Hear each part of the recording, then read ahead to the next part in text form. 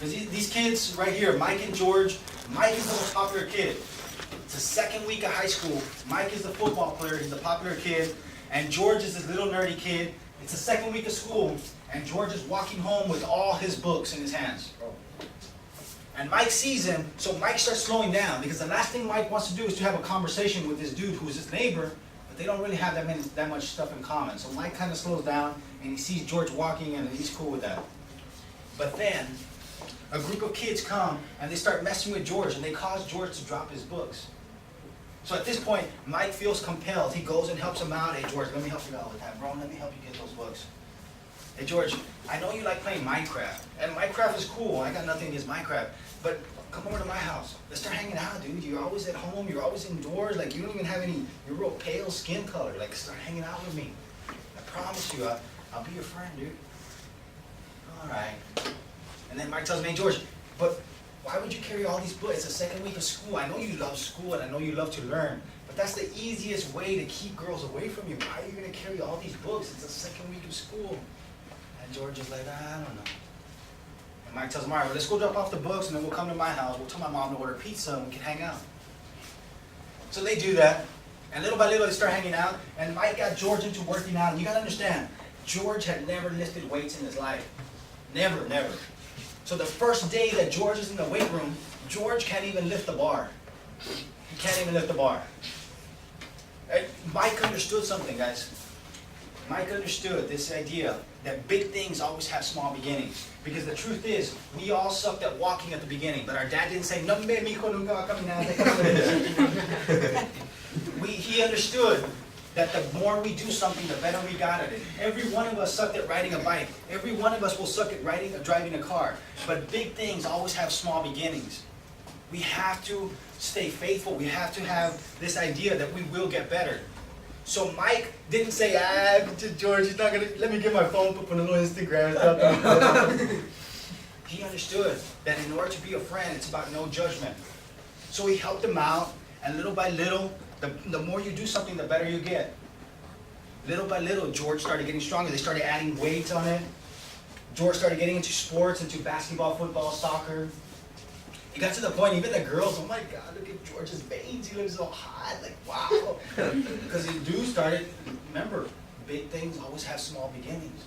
And a lot of us, we don't start something because we think we're going to look silly at the beginning. We don't start working out because we don't think that we can lift that much. But big things always have small beginnings. You have to start. Some of us, we don't start swimming, or we don't start trying our best in biology class, or we don't start paying attention to our teachers, or we don't start doing stuff because we feel we're going to suck at the beginning. But the truth is, we all suck at the beginning of everything. We have to start somewhere. And that's what George did. And they started getting into sports and everything. It was never no surprise that 4 years later, graduation day, graduation, and it was never no surprise, George, the little nerdy kid, was #1 in his class, and he had to be super nervous, super nervous. How many of y'all get nervous when you talk in front of a class or in front of a group? A lot of us, right? Guys, I get nervous when I talk, believe it or not. I had to do some presentations here at another middle school. In front of the whole middle school, I get nervous. But how many of y'all have also noticed that when you're scared to do something, but you do it, even though you sucked at it, but you still did it, and when you were done, man, you felt powerful. How many, has that ever happened to anybody? You feel proud. Those are the feelings you need to focus on and remember. Because here's the secret to life. The secret to life, you do the things that you're scared to do, and you grow. You become better. And yeah, you sucked and you were up there talking and you're like, but you still did it. The fact that you got up there and you did it, you grew there. And that is the secret to life, growth. You have to grow. So anyways, George gets up there and he's super nervous. He's shaking. He's looking at his paper. He's looking at the audience. His cheek is shaking. His leg is shaking. He's got a little bit of pee coming out, but he's not trying to show it. Okay, I don't know about the pee thing. He's super shaking. And then he looks at the audience, and he looks at his paper, and he makes a decision. He says, in his head, he says, they need to know the truth. So he tears up his paper. That's the sound effects for paper being torn, just in case you didn't know. And he looks at his audience, and he's like, good morning. On this beautiful day of graduation, I'm happy to call many of y'all my friends. But you see, that wasn't always the case, and I wish it was. See, a lot of us are going to go off to college, some of us are going to go off to work, and some of us are going to be with our families. And I hope that all of us can remain friends. I only wish that was the case 4 years ago. You see, 4 years ago I was in a very dark place, and I came to school one day with one intention and one intention only. I came to school that morning to pick up my books from my locker. And you see, I was going to pick up my books and I was going to leave home right after. And I was going to kill myself. And the stupid security would not let me leave.